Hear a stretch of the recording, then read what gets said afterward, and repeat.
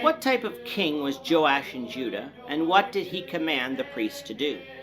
This is the question we seek to answer today as we continue our verse-by-verse study of the book of 2 Kings on walking through the Bible. Today we're going to be discussing 2 Kings chapter 12, verses 1 to 8. Before we do that, let's read the passage.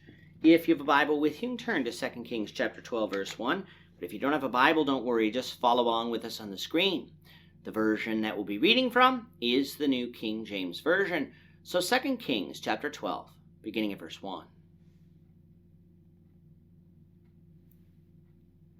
In the 7th year of Jehu, Joash became king, and he reigned 40 years in Jerusalem. His mother's name was Zibiah of Beersheba. Joash did what was right in the sight of the Lord all the days in which Jehoiada the priest instructed him. But the high places were not taken away. The people still sacrificed and burned incense on the high places. And Joash said to the priests, "All the money of the dedicated gifts that are brought into the house of the Lord, each man's census money, each man's assessment money, and all the money that a man purposes in his heart to bring into the house of the Lord, let the priests take it themselves, each from his constituency, and let them repair the damages of the temple, wherever any dilapidation is found." Now it was so by the 23rd year of King Joash that the priests had not repaired the damages of the temple. So King Joash called Jehoiada the priest and the other priests and said to them, "Why have you not repaired the damages of the temple? Now therefore, do not take more money from your constituency, but deliver it for the repairing of the damages of the temple." And the priests agreed that they would neither receive more money from the people nor repair the damages of the temple. Athaliah, the wife of Jehoram, former king of Judah, and daughter of Ahab, former king of Israel, was now dead. Her rule over Judah was one of tyranny and evil. She worshipped Baal, and either during her reign or the rule of her husband and son, a temple of Baal was erected in Jerusalem. This temple would have been in direct competition to the temple of Jehovah that Solomon had built. Athaliah had caused the temple worship of Jehovah to stop, though doesn't appear to have killed the priests, since Jehoiada the high priest survived her reign in spite of living next door to the palace in the temple itself. Joash, as Ahaziah's son, is now reigning as the 7th king over Judah. The text sometimes referred to this king as Joash, while other times as Jehoash. We're going to call him Joash, since that is how he is first introduced to us, so that we can distinguish him easier from the king of the same name that will later arise in Israel. It is said that Joash began to reign in the 7th year of Jehu, which of course agrees with our timeline we've seen thus far, with Jehu's reign beginning at the time of Ahaziah's death, because Jehu killed Ahaziah, and Athaliah reigning for 6 years.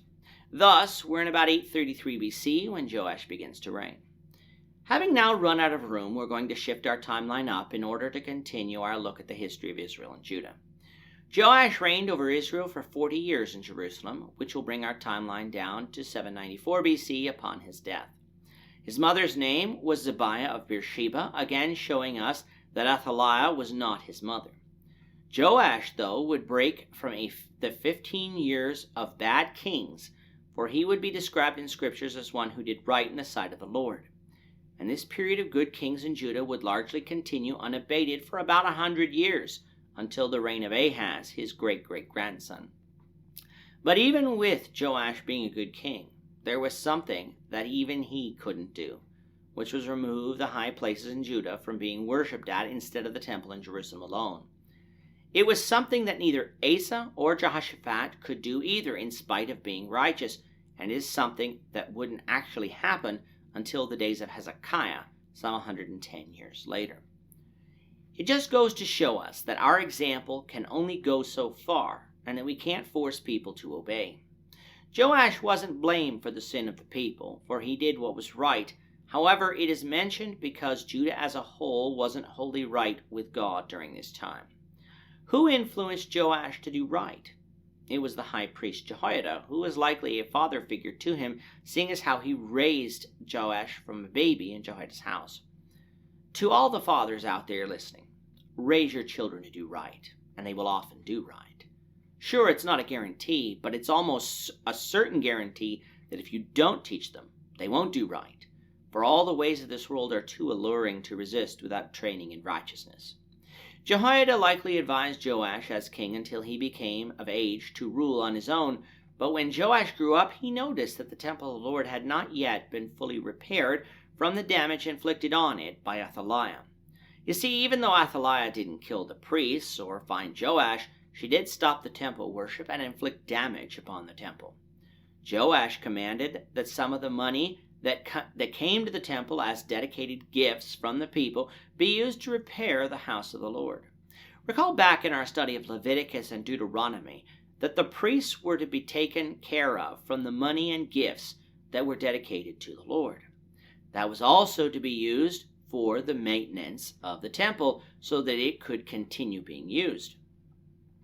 For whatever reason, after Athaliah was killed, the priests were slow in repairing the temple. Now sure, probably the major damage was repaired, but Joash wanted it completely repaired, something that hadn't happened yet. There are a whole host of reasons for this, but Joash commanded the priests to sacrifice a little in order for this work to be done.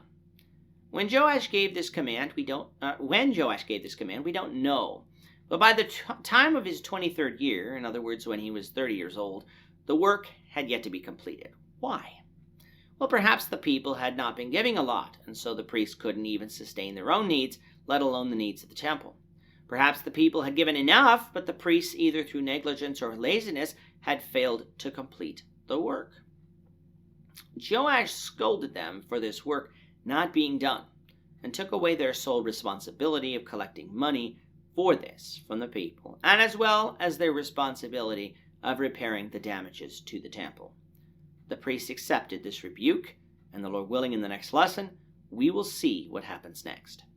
With that, our time is up for today. The Lord willing, we hope you'll join us for tomorrow's discussion of 2 Kings chapter 12, verses 9 to 21, as we continue our walk through the Bible, one verse at a time.